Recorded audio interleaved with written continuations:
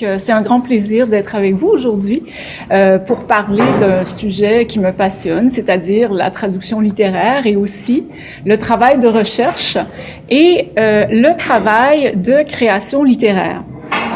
J'ai intitulé la présentation « Traduire au confluent de la recherche et de la création » parce que, avec le temps, pour moi, ce sont devenues trois activités non pas séparées, mais qui s'enrichissent l'une l'autre, c'est-à-dire le travail de recherche qui, au départ, a mené à la traduction, ensuite la création. Donc, dans plusieurs sens, ces travaux s'enrichissent mutuellement.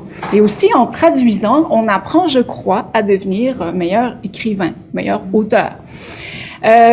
Voilà. Alors, pour commencer, donc, comme le disait Nathalie, je vais vous parler aujourd'hui de la littérature yiddish en particulier. Je traduis également de l'anglais, depuis tout récemment de l'espagnol vers le français, mais aujourd'hui, il sera exclusivement question de mes travaux sur la littérature yiddish, un univers que personnellement j'ai trouvé fascinant, que je continue de trouver fascinant. Ce n'était pas une culture qui faisait partie de ma famille, je tiens à le préciser, donc je suis québécoise et c'est quelque chose que j'ai découvert au fil de mes recherches, au fil de mes déambulations dans ma ville d'adoption qui est Montréal et aussi au fil du temps, donc en lisant certains auteurs francophones qui ont parlé des écrivains, des acteurs du théâtre yiddish et de toute cette vie moderne très importante qui a eu lieu à Montréal, donc à partir des années 1915 à peu près jusqu'aux années 50. Voilà, alors il sera question du travail concret, de la pratique de la traduction littéraire, mais aussi des enjeux qui se rattachent à la traduction de cette langue. Et nous allons parler donc du contexte québécois, des contextes québécois et canadiens, mais nous allons également franchir les frontières nationales. Parfois, il faut se déplacer pour travailler dans des archives, pour traduire, pour obtenir plus d'informations sur un auteur, pour trouver un texte en particulier. Parfois, il arrive également, comme c'était mon cas pour le dernier exemple dont je vais parler, qu'un manuscrit dont on ne soupçonnait pas l'existence se présente à nos yeux et nous interpelle particulièrement. Nous allons à la fin revenir toutefois au Québec. Mes travaux, j'aimerais dire, s'inscrivent dans le sillage de plusieurs auteurs, en particulier Sherry Simon, qui a signé la préface de cet ouvrage, qui a été mon premier ouvrage important sur le sujet, à la découverte du Montréal yiddish. Également Pierre Anctil et aussi Pierre Neveu, qui a beaucoup abordé cette question de la culture juive à Montréal, à l'époque, donc des écrits de Montréal imaginaire, etc.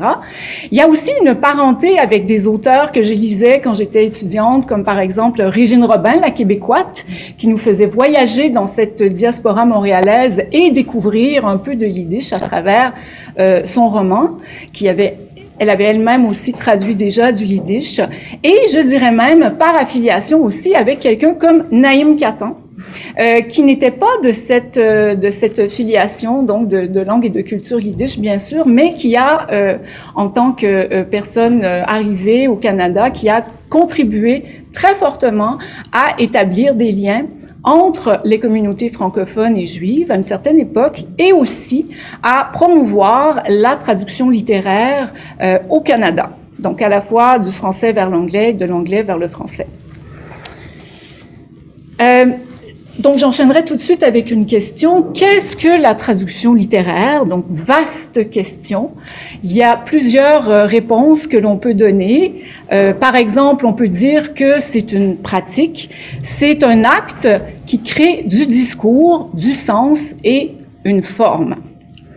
La traduction, c'est aussi, vous le savez, une opération complexe à plusieurs égards. On parle de différentes épaisseurs de contexte historique, de différents niveaux sémantiques. Il y a des questions historiques, des emprunts linguistiques, des emprunts culturels, etc.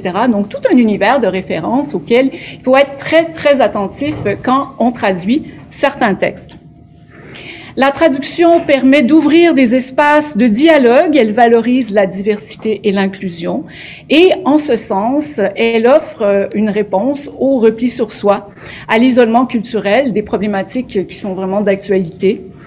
Et parce qu'elle tisse des liens entre les individus et les communautés, elle permet de créer, je dirais, une vision du monde qui enrichit la négociation entre les différentes cultures et qui, comme le dit la traductrice et théoricienne française Barbara Cassin, qui éduque à la citoyenneté. Donc, j'enchaîne maintenant avec, j'entre maintenant au cœur du sujet, avec la culture yiddish.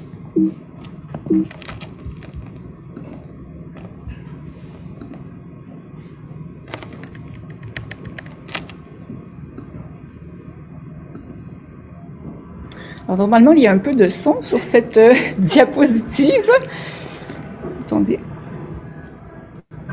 Est-ce que c'est possible de couper le son du micro pour mettre le son qui est intégré dans la diapo? J'ignore comment le faire. Normalement, on serait supposé entendre de votre ordinateur. Est-ce que le son, est-ce qu'il faut l'activer sur... Attendez un petit peu, juste une seconde.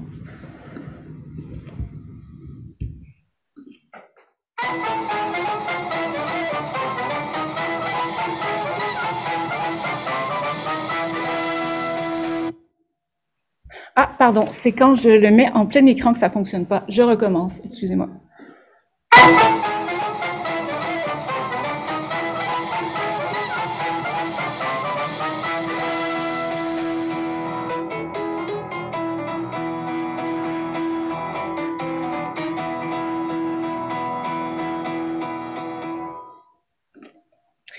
La traduction renvoie à la musique.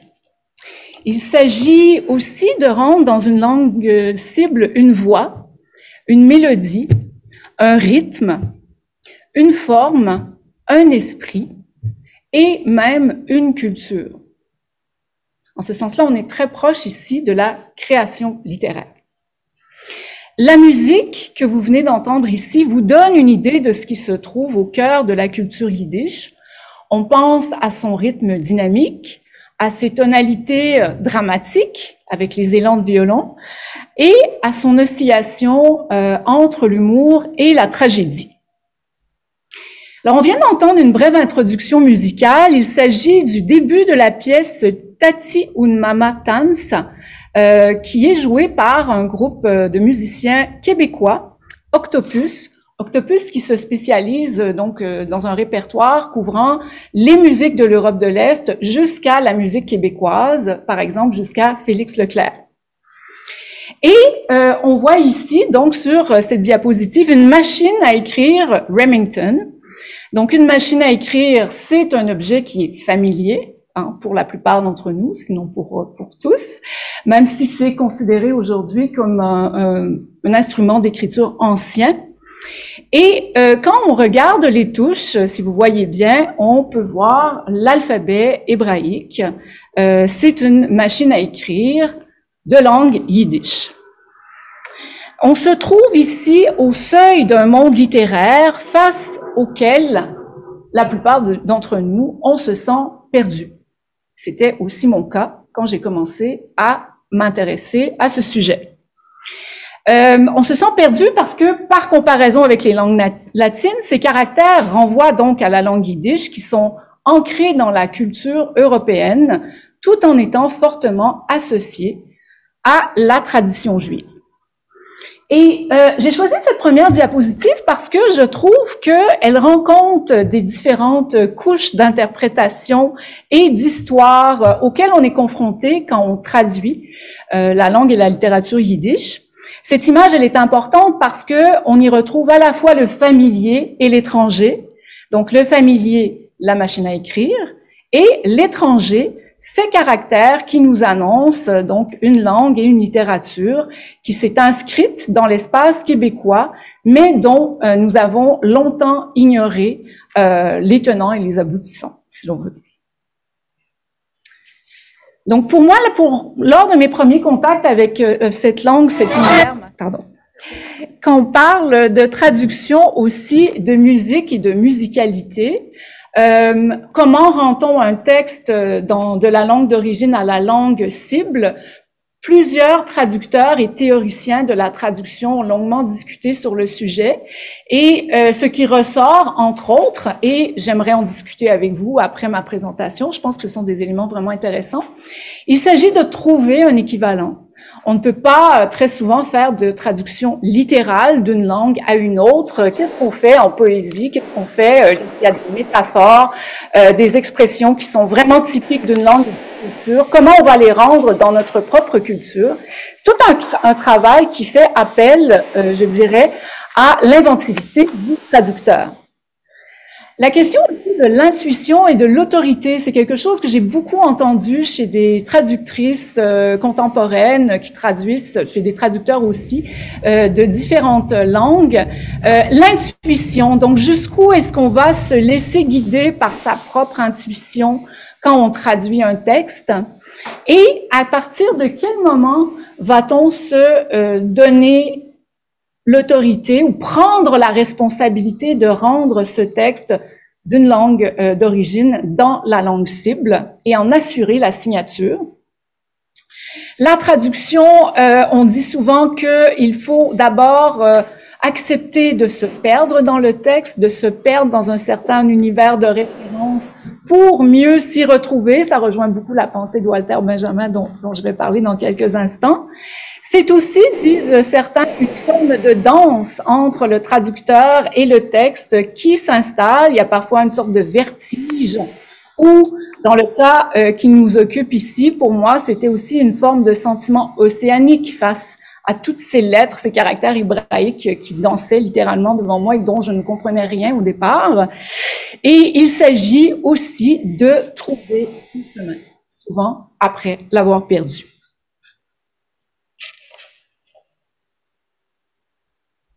Donc j'enchaîne tout de suite avec Walter Benjamin, qui a écrit des textes, entre autres un texte canonique sur le sujet que vous devez connaître, La tâche du traducteur, qui était la préface à sa propre traduction de la poésie de Baudelaire.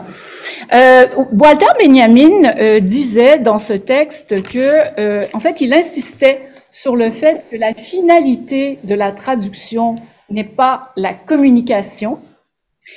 Il ne s'agit pas simplement de transmettre un message, de transmettre le sens ou de passer un texte d'une langue à une autre, mais il s'agit d'être en lien entre les langues et d'accomplir le rapport de l'œuvre à sa langue.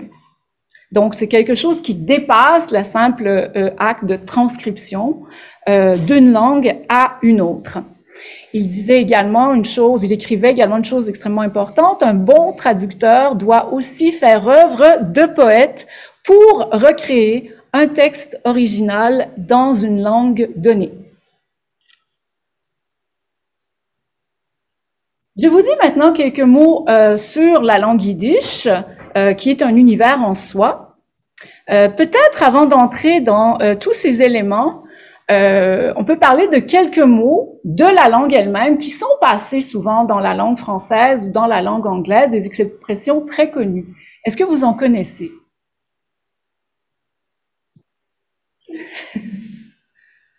Nicole, oui, je sais pas. Oui, Maméloge, Meshugue, qu'on avait dit la Mishmash. Oui, Meshugue, qui veut dire un fou. Oui. Exactement. Mazel Tov, ça, on retrouve ça très souvent en français et en anglais, ça veut dire félicitations. Freu, qui est très proche de l'allemand, Frau, qui veut dire femme. Par exemple, on a aussi dans le yiddish non seulement des termes germaniques, je vais y revenir, mais aussi certains mots hébreux. Si on arrive avec un mot comme anoe, qui veut dire âme en hébreu, ça ne ressemble plus du tout, on n'a plus les tonalités germaniques que l'on retrouve dans le yiddish. Un autre mot hébreu que l'on retrouve dans cette langue, shalom, donc l'hébreu pour le mot paix, qui est également utilisé en yiddish, et en allemand ce serait Fried. Une expression assez connue qui est utilisée très souvent, Sisbachert, c'est prédestiné. En français, français québécois, on pourrait dire « ça devait arriver », donc une expression commune. Zukunft est également un mot qui revient très souvent, j'en parlerai tout à l'heure, Zukunft qui veut dire l'avenir. Donc, on parle ici d'une langue germanique qui est née dans la vallée du Rhin vers l'an 1000, qui s'écrit dès le départ en alphabet hébreu, ce qu'on appelle le Leuschenkoidisch, pour la distinguer de la langue allemande. Si vous avez déjà fait de l'allemand, si vous êtes familier avec la langue allemande, ce que j'avais fait moi-même avant d'entrer dans le yiddish, ça va vous aider énormément. Le yiddish est malgré tout une langue plus simple que l'allemand, malgré la frontière, la première frontière, apprendre l'alphabet et évidemment le maîtriser.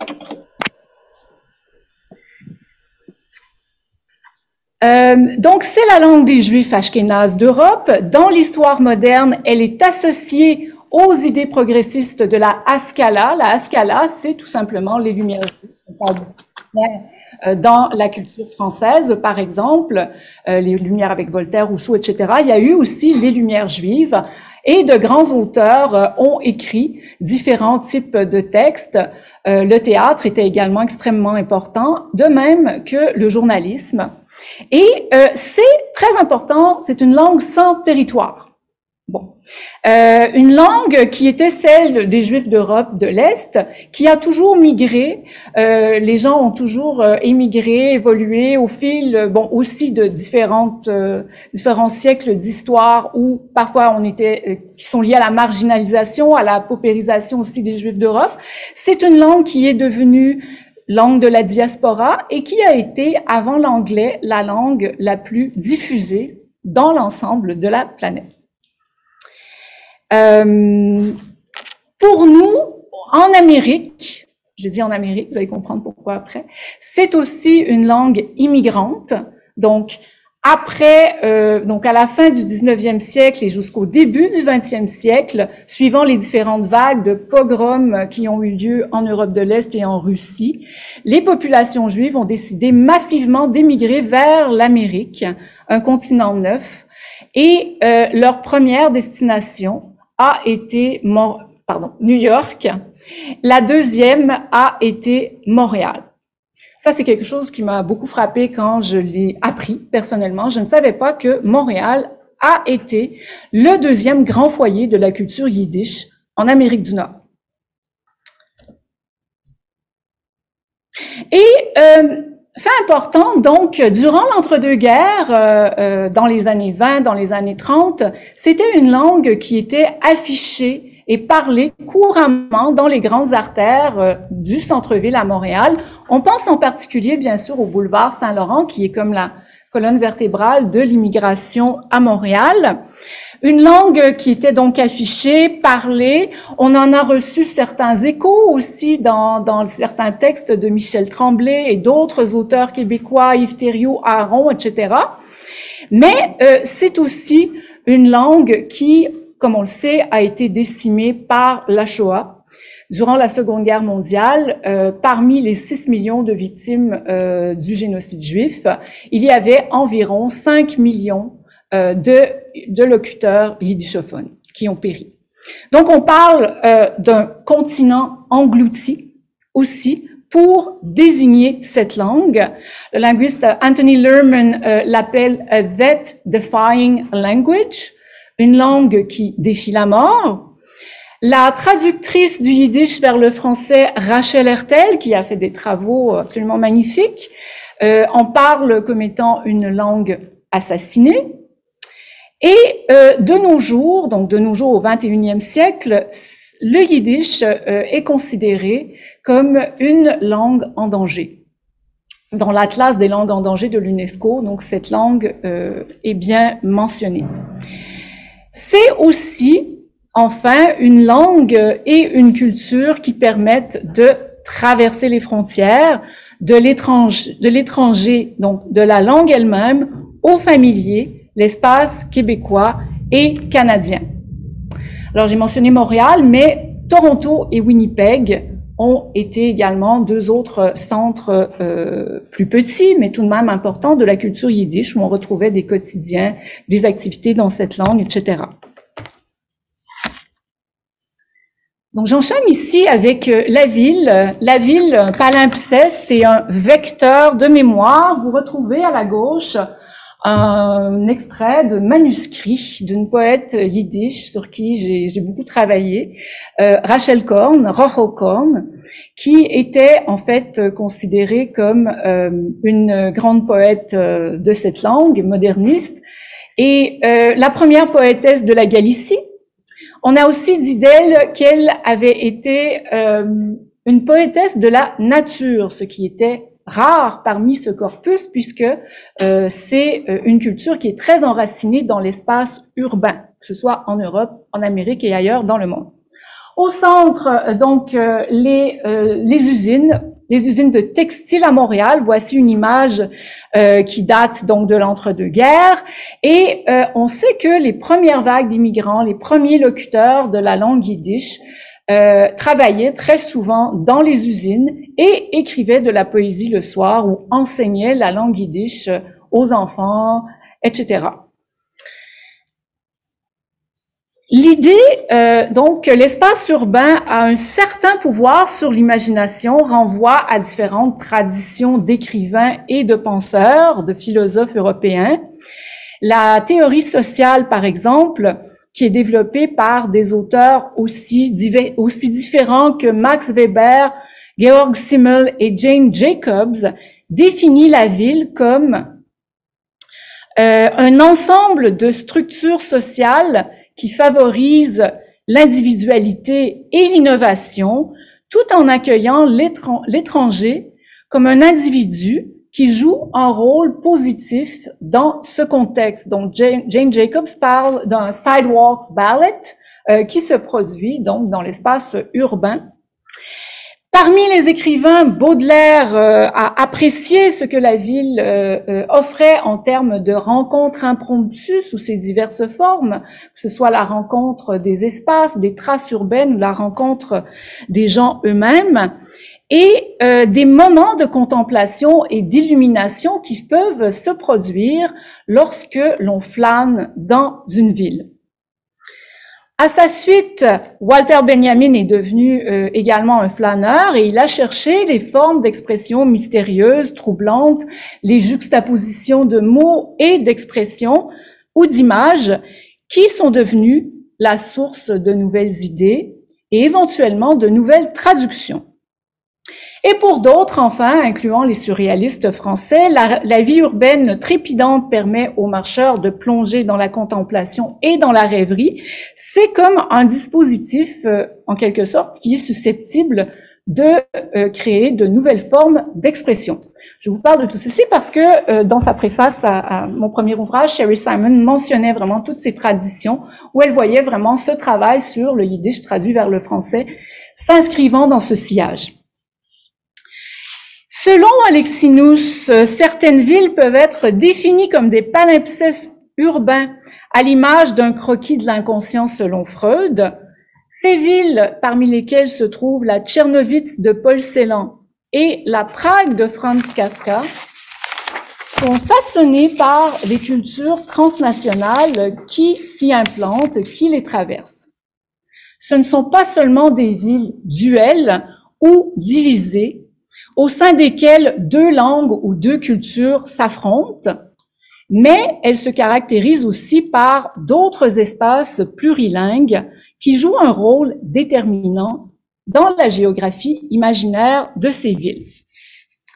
Dans le cas de Montréal, cet espace plurilingue peut être associé historiquement à la culture yiddish, qui a commencé à s'implanter dans la ville après 1905, donc après la Révolution russe, suivant l'immigration massive des populations juives d'Europe de l'Est dans la ville. Et en termes de nombre de locuteurs, pour vous donner une petite idée, en 1930, il y avait 60 000 personnes donc de cette origine à Montréal, dont 95% avaient déclaré avoir comme langue maternelle le yiddish. Ce n'est pas rien.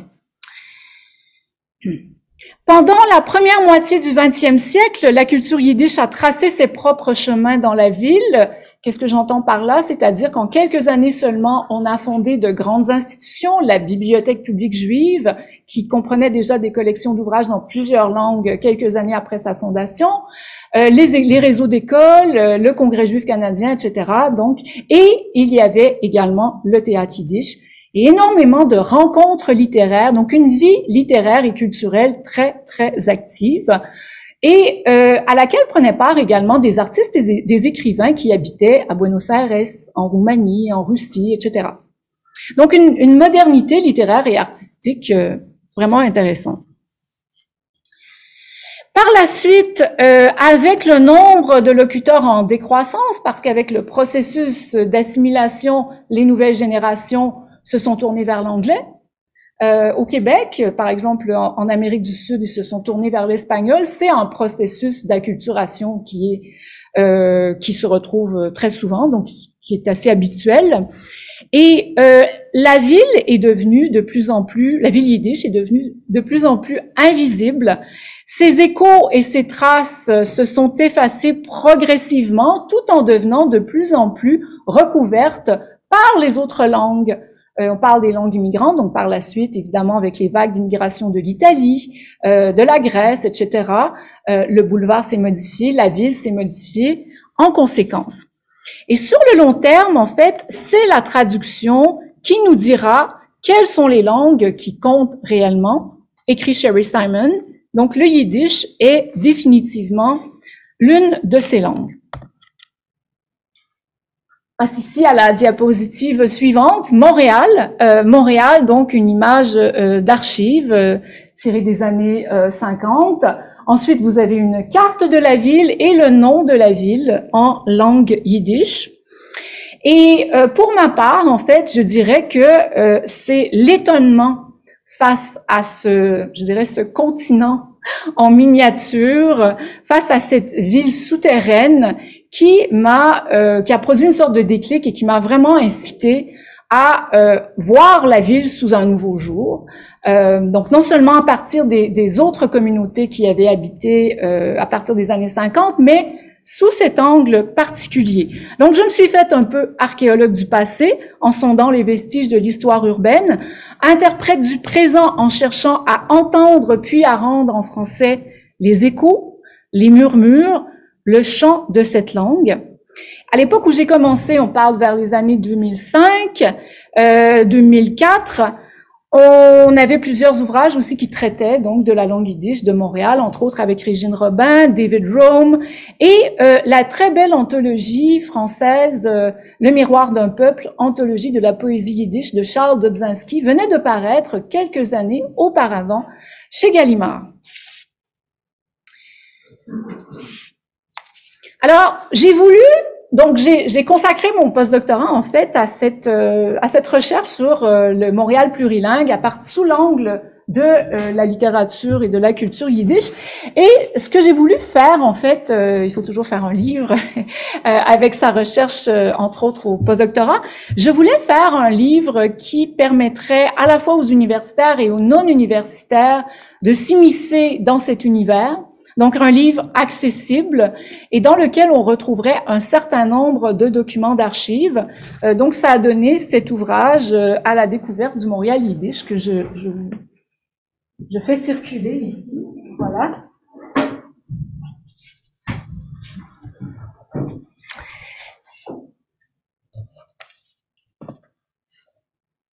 Et on parle donc d'une tradition littéraire qui défie les frontières géographiques, tout d'abord parce que c'est une langue de la diaspora, que la majorité des écrivains de différentes villes publient dans des réseaux qui couvrent le monde entier, donc des maisons de publication, des revues qui sont implantées à la fois à Jérusalem, en Europe de l'Est avant la guerre, en Amérique du Sud, à Johannesburg, etc.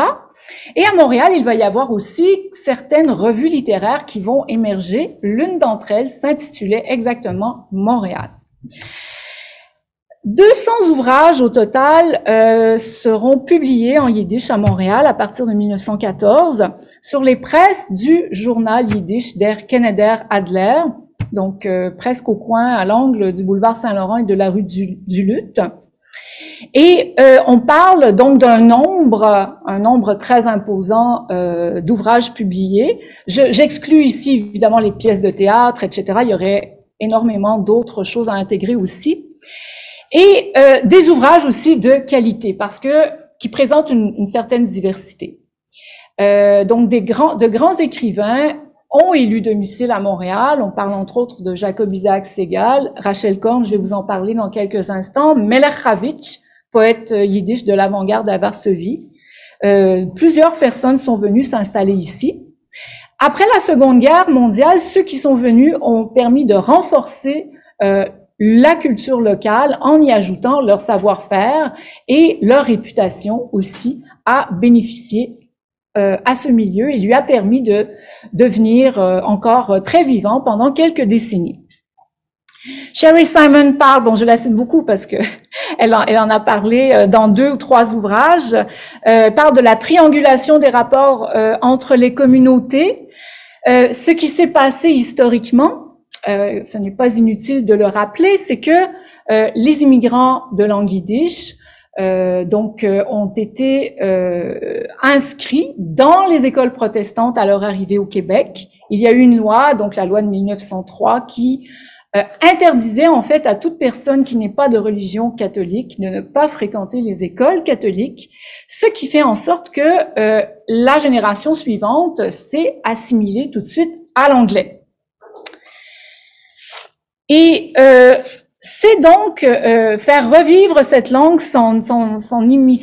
s'immerger dans cette langue, la faire revivre. C'est aussi un travail de mémoire, la transmission d'un patrimoine littéraire dans l'espace montréalais, mais qui ratisse également beaucoup plus large et qui entretient également des liens, entre autres, avec la tradition des écrivains anglo-montréalais.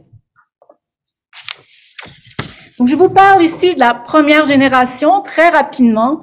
Les jeunes immigrants qui sont arrivés de l'Europe de l'Est étaient fascinés donc par la montagne, le Mont-Royal, d'Iberg.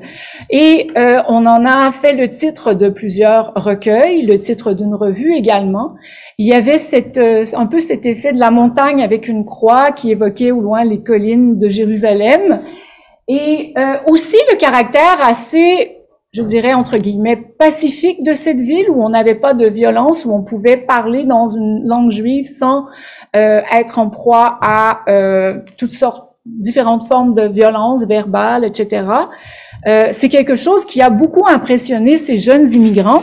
Jacob Isaac Segal a écrit et publié le premier recueil de poésie yiddish à Montréal, qui s'intitulait Von mein Welt, l'image en haut ici, à droite. Le yiddish, il faut le savoir aussi, se lit de droite à gauche. Et un ouvrage qui pour nous commence comme ça. Donc pour tout ce qui est en yiddish va commencer. Le titre serait sur ce qui est pour nous l'endos de la couverture. Alors, Ô Wunderstadt, Ô ville merveilleuse, c'est l'un des poèmes que Jacob Isaac Segal a publié dans ce recueil. Il en a publié d'autres sur le Vieux-Montréal, sur Montréal, etc. On a parlé beaucoup, donc, je parlais de Pierre Neveu tout à l'heure, des travaux de Montréal imaginaire qui s'intéressaient aux différentes interactions culturelles, aux différents écrivains qui avaient abordé la ville. Et ça, c'est un exemple vraiment intéressant, dès 1914. Un lien très intéressant pour ceux parmi vous qui vous intéressez à la littérature anglophone. L'une des figures importantes de ce corpus est bien entendu l'écrivain Abraham Moses Klein. Abraham Moses Klein a été le premier à opérer ce tournant du yiddish vers l'anglais. Klein est arrivé à 3 ans à Montréal, donc éduqué, formé en langue yiddish. Et il a publié ses textes en anglais. Donc, il a écrit plusieurs recueils de poésie. Entre autres, il a écrit The Rocking Chair and Other Poems, dans lequel on retrouve son fameux poème Sur la montagne, ainsi qu'un roman qui a été traduit magnifiquement, le second rouleau, par Charlotte et Robert Melançon. Alors, c'est un lien important parce que les deux hommes se sont connus, Siegel et Klein, et ils ont entretenu un lien et on voit quand même certains thèmes récurrents dans leur rapport à l'urbanité et dans leur propre écriture qui aussi sont très ouverts sur le monde. Je vous ai parlé de mon ouvrage à la découverte du Montréal Yiddish tout à l'heure. Tout de suite après, je me suis dit que ce serait important de produire une anthologie de textes qui appartiennent à ce corpus, donc la littérature yiddish en traduction. Il en existait déjà plusieurs et à ceux-là, j'ai ajouté d'autres traductions. Et donc voilà, l'ouvrage a paru à la fin 2013. Vous pouvez voir, si vous jetez un coup d'œil à ce numéro, la diversité des formes et des voix qui s'inscrivent dans ce corpus. Cette traduction vers le français, je le disais, intègre aussi cette question de la transmission de la mémoire. Dans un article publié tout récemment dans l'ouvrage Translation and the Global City, qu'a dirigé Judith Woodsworth et qui a été publié chez Routledge, Marie Lecomte discute de la traduction du yiddish vers le français au Québec et elle a la gentillesse de citer mes travaux. Je cite Marie Lecomte ici en anglais. And this is where the notion of diversity, as described by the UNESCO Convention, becomes key in granting Yiddish literature in French translation access to Québécois literary space. Participating in the inclusionary process, this vision of diversity, one in which translation of Yiddish works into French, allows for a certain form of cultural appropriation while maintaining diversity on a cultural level, has become part of the equation which enables the foreign to contribute to the local. Donc, l'étranger qui contribue, qui a son propre apport dans le local et qui est démontré à travers ce processus de traduction. Je fais un saut ici, puisque pour revenir à l'intitulé de ma présentation, donc on a parlé beaucoup de recherche. J'ai fait des recherches en archives, je me suis promenée dans la ville, j'ai produit ces ouvrages. Et il y a quelque chose qui était un peu inattendu, qui a sorti à un moment dans mes travaux, c'est la poésie. La poésie qui a émergé comme ça, sans que je cherche nécessairement à écrire de la poésie, et en m'imprégnant de cet univers, en baignant dedans. Donc, j'ai écrit à la même période, vers 2009, un ouvrage qui s'intitulait « Le sang des ruines » et dans lequel on retrouvait la présence de 2 voix narratives de survivants de l'Holocauste et quelques termes en langue yiddish. Quelques références à la vie en Pologne avant la Seconde Guerre et également à cette culture qui a dorénavant disparu. Et ici, puisque Nathalie m'a demandé de parler de mon dernier ouvrage, je fais un autre saut ici. Vous savez, il faut parfois, je disais tout à l'heure, se perdre pour retrouver son chemin, etc. Et il faut parfois s'intéresser à d'autres cultures pour revenir à la nôtre. C'est un fait très banal, mais ô combien vrai. Et dans mon cas, en fait, il y avait dans ma famille une femme qui a été donc une chanteuse très connue qu'on appelait la chanteuse de la guerre, Alice Roby. Bon, tout le monde connaît ça, ceux qui sont plus jeunes un peu moins, mais elle a chanté La vie en rose avant Édith Piaf, par exemple, 6 mois avant Édith Piaf. Et ce qui est intéressant avec cette femme, c'est que elle s'est produite toute jeune aussi dans les grandes artères, à la Comédie Canadienne. Elle a joué, elle a participé à des émissions de radio à Montréal, un peu à la même époque où le théâtre yiddish était vraiment important et où on avait toute cette activité dans la ville. Donc, le travail de mémoire sur l'autre culture m'a aussi, à un moment donné, interpellée pour écrire un livre sur elle. Personnellement, je ne l'ai pas connue, mais elle a été proche de ma grand-mère maternelle à la fin de sa vie. Donc, voilà, on a ici vraiment l'exemple de la chanteuse francophone, chanson vraiment à l'époque où on diffusait la musique sur de grosses bobines dans toutes les grandes capitales du monde, ce qui fait que sa voix était entendue, elle aussi, à Buenos Aires, en Suisse, un peu partout. Ce qui fait qu'elle est devenue, comme on le dit très souvent, la première chanteuse internationale du Québec. Ce que j'ai trouvé particulièrement intéressant à propos d'elle, il y a plusieurs choses, donc la force de son caractère, etc., sa témérité, elle voyageait énormément, mais c'est aussi que elle aimait beaucoup le répertoire latino-américain, et c'est elle qui l'a fait découvrir aux Québécois et aux Canadiens. Au début des années 40, elle avait sa propre émission de radio à Toronto qui s'intitulait Latin American Serenade. Donc voilà, donc une traductrice qui était enregistrée comme telle dans un contrat que j'ai retrouvé dans ses archives dans une grande compagnie, la Southern Music Company, Pierce Southern Music Company, en Californie. Au début des années 40, elle était vraiment enregistrée comme traductrice. J'ai trouvé ça quand même pas mal. C'est quelque chose qui n'est pas connu. Comme quoi, aussi, la recherche dans les archives nous amène sur des chemins insoupçonnés et nous fait faire des découvertes qui peuvent souvent être très porteuses, très intéressantes.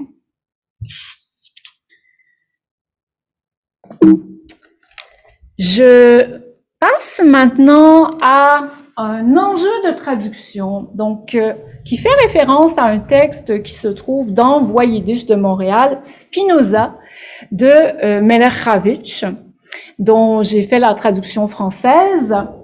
On parle aussi, évidemment, quand on enseigne la traduction, quand on discute on parle beaucoup de difficultés auxquelles on peut se heurter durant ce processus. Voici un exemple intéressant. Je vous disais tout à l'heure, le yiddish est une langue germanique très proche de l'allemand. Il a aussi une composante d'hébreu, à peu près 10%, donc de l'ensemble de cette langue. À un moment ou à un autre, on tombe sur un mot hébreu ou une expression en hébreu. Ce qui fait que là, on entre dans un univers qui est quand même assez différent. Ce n'est pas la même famille de langues, par exemple. C'est pas la famille des langues indo-européennes. Le yiddish et le français font quand même partie des langues indo-européennes. Et donc, un exemple ici, Spinoza, texte sur le grand philosophe, et Melech-Ravitch, donc, il va avec un passage que je ne comprenais pas du tout, que j'ai souligné en rose, et qui va comme ceci, Gekent metaer sein Sheretz bekanmol kan taimim. Alors, on se retrouve ici avec des mots comme metaer, purifié, sheretz, ça évoque un reptile, et taimim, les accents musicaux dans le texte de la Bible hébraïque. Je ne savais pas du tout comment traduire ça. Et donc, je me suis référée à des gens, à des contacts que j'ai, qui connaissent très bien la langue yiddish. Et ça, c'est une chose très importante, un conseil que je donnerai à tous les traducteurs, développer un réseau. Parce que c'est toujours important, on ne peut jamais avoir la réponse à tout. Il va toujours y avoir un moment où on n'aura pas la réponse à une question par rapport à un élément d'un texte. Alors, l'importance de développer les réseaux. Et dans ce contexte, je dois dire que j'ai été très bien accueillie et aidée par moments dans ce cas-ci. Alors, je demandais à des gens qui connaissent très bien yiddish ou qui sont de langue maternelle yiddish. Tout le monde me disait « je ne sais pas », jusqu'à temps que une amie de Toronto, Vivian Felsen, qui traduit du français et du yiddish vers l'anglais, demande à son fils. Alors, il se trouve que son fils est devenu un religieux, donc un orthodoxe. Et les orthodoxes lisent la Bible de façon très fréquente chaque jour. C'est un passage tiré de la Bible que l'on peut traduire comme ceci. Il pouvait purifier un être immonde 150 fois pour 150 raisons différentes. On aurait pu passer vite et essayer de faire une traduction à peu près, les gens ne l'auraient pas remarqué, il faut jamais penser comme ça. Il faut toujours aller vraiment à la source du texte et chercher jusqu'à temps qu'on trouve une réponse. Ce texte de Spinoza que vous retrouvez aussi dans Voix Yiddish est rempli de rebondissements. On retrouve vraiment la verve d'un grand écrivain qui a été très prolifique, beaucoup d'humour et aussi un certain sens du drame.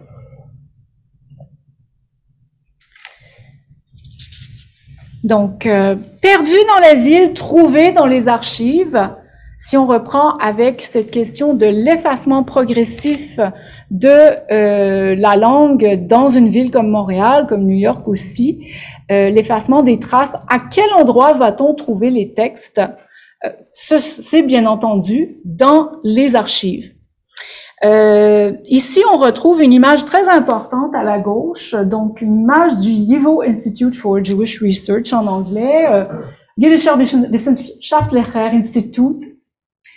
C'est un institut qui regroupait l'ensemble des textes des écrivains yiddish avant la Seconde Guerre mondiale.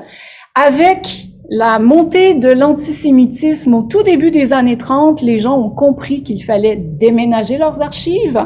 Et toutes ces archives qui se trouvaient à Vilnius ont été envoyées à New York. Et elles existent toujours aujourd'hui. À la droite, voici une affiche donc du théâtre yiddish de Montréal qui se produisait, qui était produit au Monument National, donc fondé comme un théâtre canadien-français à l'origine. Une affiche que l'on retrouve également dans les archives. Pardon. J'arrive ici avec la présence de deux écrivaines importantes dans cette culture, Rachel Korn et Katia Molodowski. J'ai eu le bonheur en 2015 d'être boursière au YIVO, donc à New York, ce qui m'a permis d'aller faire des recherches dans les fonds d'archives, dans la correspondance que ces deux écrivaines ont entretenue pendant des années. Vous voyez à la droite l'extrait de lettres de Rachel Korn, ici à gauche, envoyées à Katia Molodowski. Les femmes ont joué un rôle très important à partir des années 30, 40 et 50 parce que elles rassemblaient les gens dans la communauté très souvent à travers les correspondances, les liens entre les familles, etc. Rachel Korn, ici à gauche, a émigré de la Galicie à Montréal en 1948 et elle y a passé les 35 environ dernières années de sa vie. Et Katia Molodowski, quant à elle, a émigré à New York. Donc, deux grandes voix de la littérature yiddish, on les connaît très peu parce qu'il existe encore aujourd'hui très peu de traductions. Pensez simplement si Maria Tsvetaeva ou Anna Akhmatova, si on n'avait pas eu de traducteurs du russe vers le français, on ne connaîtrait pas leurs textes. Et c'est un peu le grand drame, en fait, de ces écrivains, d'avoir vu leur langue décliner peu à peu et de voir leurs œuvres rester dans les fonds d'archives. Et c'est l'un des enjeux pour lesquels je trouve ça personnellement très important. Ça m'interpelle de faire ce travail. Ici, la page couverture, enfin l'intérieur d'un ouvrage de poésie de Rachel Korn, c'est Poésie de 1928 à 48, un ouvrage qui a été publié à Montréal en 1949. Et je viens tout juste de faire paraître des traductions vers l'anglais avec un commentaire en français dans la revue de traduction Ellipse. Et je passe un peu plus vite parce que le temps file et je veux vous parler aussi de Chagall. La création littéraire maintenant. En travaillant dans l'univers, en s'imprégnant dans l'univers d'un poète et en travaillant beaucoup pendant des années sur ses lettres, on finit par développer vraiment un rapport très intime avec un écrivain. C'est le cas pour les chercheurs qui travaillent pendant de longues années sur un auteur. On finit par voir enfin, notre vie est imprégnée par leur présence, même s'ils ont déjà disparu. Et il y a quelques années, j'ai amorcé donc un projet de recueil de poésie. J'ai commencé à écrire. J'ai eu l'occasion d'aller à Reykjavik dans le cadre d'une très belle résidence. Et Rachel Korn m'a accompagnée en pensée. Alors, qu'est-ce que je veux dire par là? Mon projet portait à la base sur l'Islande. Et là, je me disais, mais Rachel Korn n'a rien à voir avec l'Islande. Mais malgré tout, sa voix, c'est comme entrelacée à la mienne, en quelque sorte, dans l'écriture.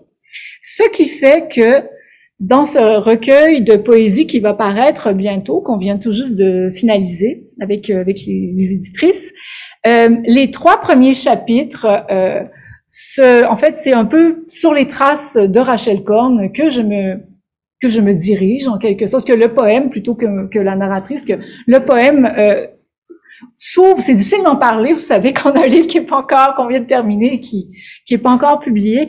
Mais donc, un parcours arborescent, Yiddish, Rachel Korn, je le disais tout à l'heure, poétesse de la nature, qui a toujours écrit sur les arbres et les forêts de la Galicie, de la Pologne, et jusqu'aux arbres du Mont-Royal, parce que elle a donc habité rue Maplewood pendant quelques décennies à la fin de sa vie.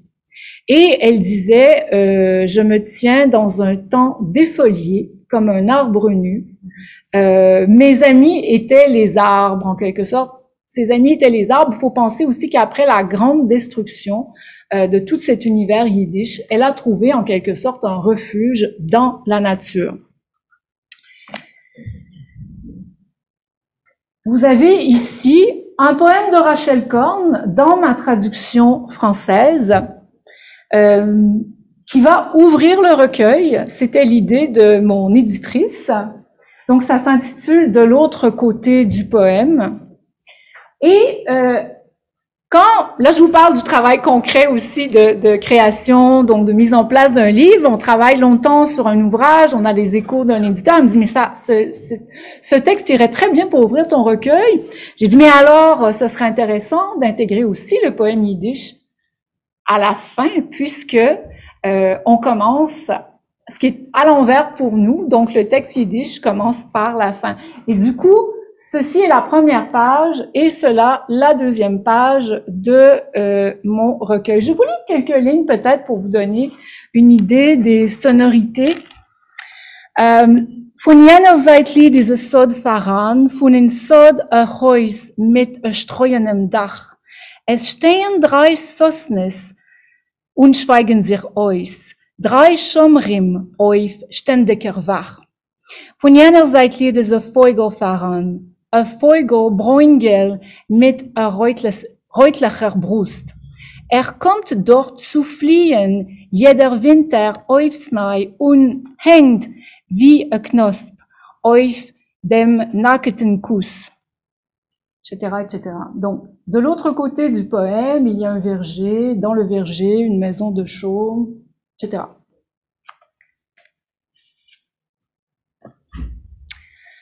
Et voici un exemple concret de la façon dont sa voix et la mienne s'entrelacent, en fait, dans ce recueil.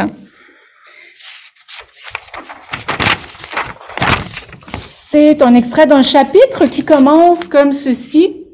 Une couronne blanche ornée de motifs mystiques relie les morts aux vivants, le souffle de la terre à la ligne du ciel, ta voix à la mienne. Tu marches dans les sentiers du Mont-Royal, souffle court, tu gravis la falaise noirâtre, puis t'arrêtes au bord d'un talus d'éboulement, choisis une roche pour oreiller. Sous tes paupières, des arbres coraux s'enflamment. Je marche dans ton sillage, découvre un reflet violent qui se dégage du crépuscule, une tapisserie de soie chatoyante aux motifs inspirés de Byzance, où l'on perçoit l'écho sublime d'une prière. Avec toi, j'apprends l'infini qui se tisse entre les nuages. Donc, il y a plusieurs références ici, entre autres motifs mystiques. C'est quelque chose qu'Elie Wiesel voyait dans la poésie de Rachel Korn, le premier poème que je vous ai lu.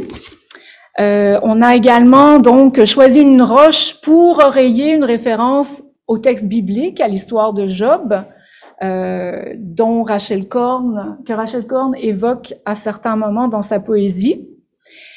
Les termes et expressions qui sont soulignés sont soit de Rachel Korn, Arbres coraux, le titre dans l'un de ses poèmes, ou dans le texte qui se trouve à droite, sur la droite, des traductions de commentaires ici que l'on a fait sur la poésie de Korn. Et donc, c'est tout un travail du texte où on a différents niveaux de sens, évidemment. Il y a des références à Korn, références à des commentaires sur l'œuvre de Korn. Et il y aura aussi d'autres références dans l'ensemble du recueil à des auteurs de diverses origines qui ont écrit sur l'univers des arbres et des forêts.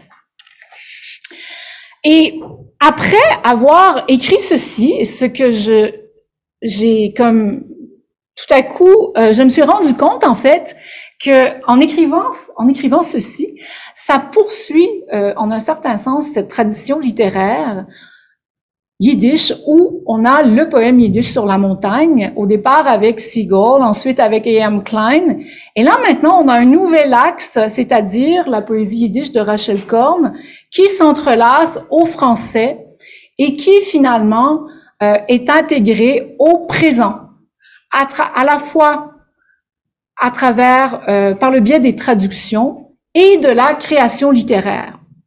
Et cette fois, c'est un lien entre femmes qui n'est plus seulement associé au passé. Donc ça, j'ai trouvé ça vraiment intéressant. Est-ce qu'on peut m'indiquer quelle heure il est? Pardon? 2h30. Désolée. Ah oui, déjà. Est-ce que vous me laissez terminer D'accord.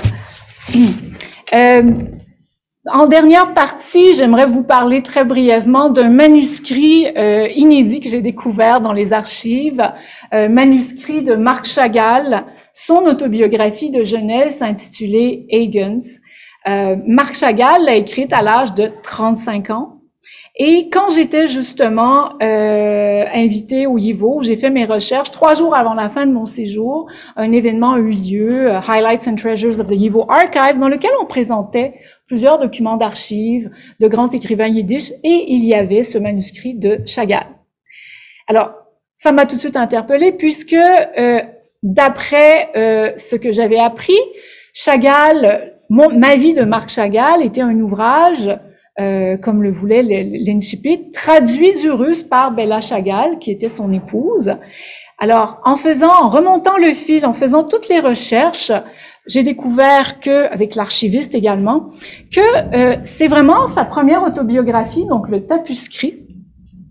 Et en étant aussi très inspiré par les travaux d'André Markovitch, qui a retraduit tout Dostoïevski dans les années 90, André Markovitch reprochait aux traducteurs qui l'avaient précédé, même s'ils étaient excellents, d'avoir fait de Dostoïevski un auteur français, c'est-à-dire d'éliminer toutes les traces du caractère très russe de ses écrits, etc. Et je me suis dit, mais peut-être que ça vaut la peine de traduire ce texte. En tout cas, c'est assez incroyable de voir un texte de Chagall en yiddish. Alors, ce que j'ai fait, j'ai tout simplement demandé à quelqu'un qu'on m'envoie les premières pages de ma vie de Marc Chagall et les dernières du manuscrit pour pouvoir les comparer rapidement pour voir si ça valait la peine, en fait, d'aller plus loin. Et du coup, j'ai tout de suite réalisé que, vous voyez ici, Chagall a annoté à la main en orange une préface à Cézanne, Rembrandt, etc., qui ne se trouve pas dans ma vie. Et à la fin aussi de son ouvrage, plusieurs points d'exclamation, donc la ponctuation très animée, alors que en français, on a standardisé le texte pour en faire un texte beaucoup plus poli. Du coup, c'est une traduction que j'ai voulu entreprendre. Je l'ai fait à 4 mains ensuite avec Pierre Anctil, qui avait déjà traduit plusieurs ouvrages du yiddish. Pourquoi faire cette traduction à notre époque? D'abord parce que celle de ma vie, qui n'était pas tout à fait une traduction du yiddish, avait beaucoup vieilli, mais pour rétablir aussi l'authenticité du texte. J'entends par là que, en lisant l'ensemble du texte yiddish de Chagall, il y avait plusieurs références à la culture juive est-européenne, aux espaces de son petit village où il est né, Vitebsk, et on avait complètement francisé Chagall justement pour en faire un auteur très recevable en français. Il faut dire aussi que c'est un texte qui a été publié en 1931, au moment où Chagall, la carrière de Chagall était vraiment en plein essor à Paris, et où on voulait faire la promotion de l'artiste. Dans ce texte, puisqu'il a habité un certain temps à Paris, où il travaillait à Montparnasse, on retrouve plusieurs termes et expressions en français. Vous en avez quelques-uns ici. Femme de chambre, mansarde, soupente, bouillon à 2 sous, plafond, la saison russe et la ruche.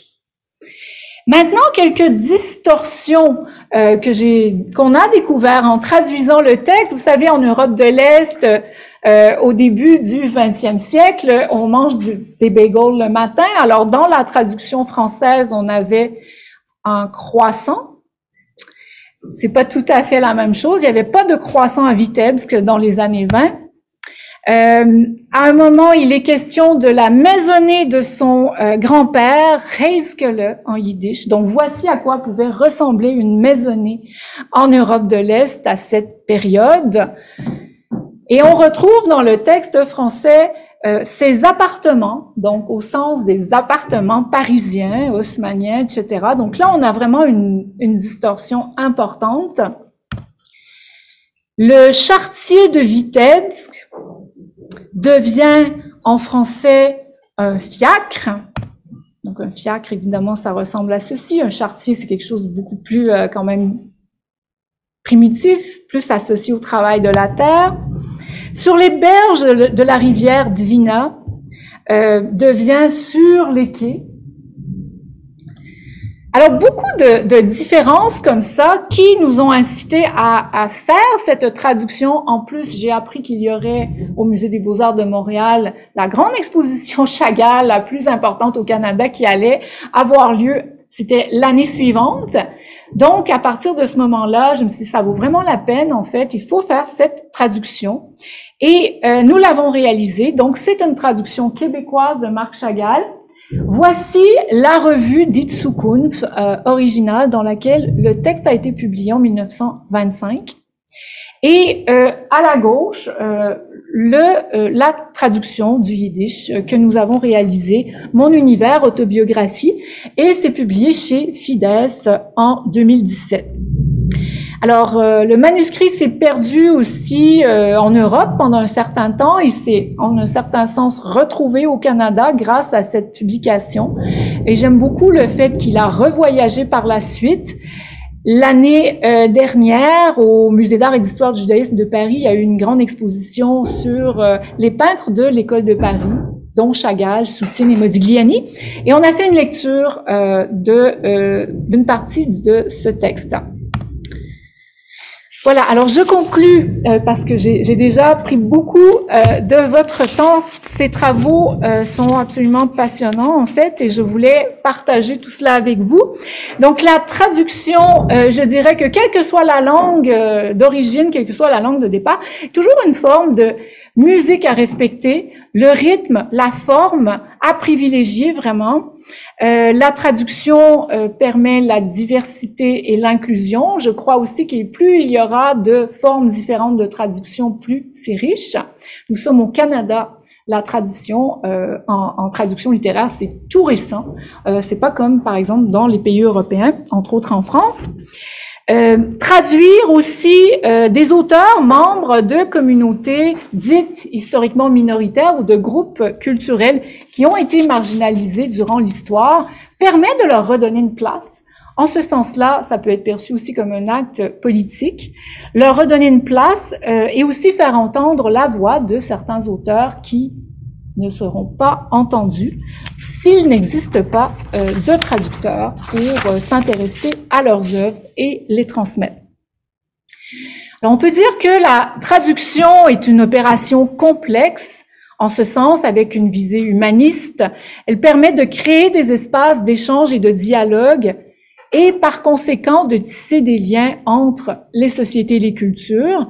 Elle permet de tirer de l'oubli des textes et des auteurs qui ont façonné des espaces communs, entre autres l'espace québécois.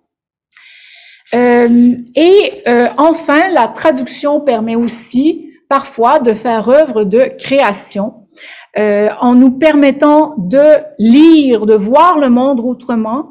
Il peut s'agir de création littéraire, mais aussi d'une autre forme de création artistique qui met en scène le langage, la parole et les textes. Je m'arrête ici. Merci beaucoup.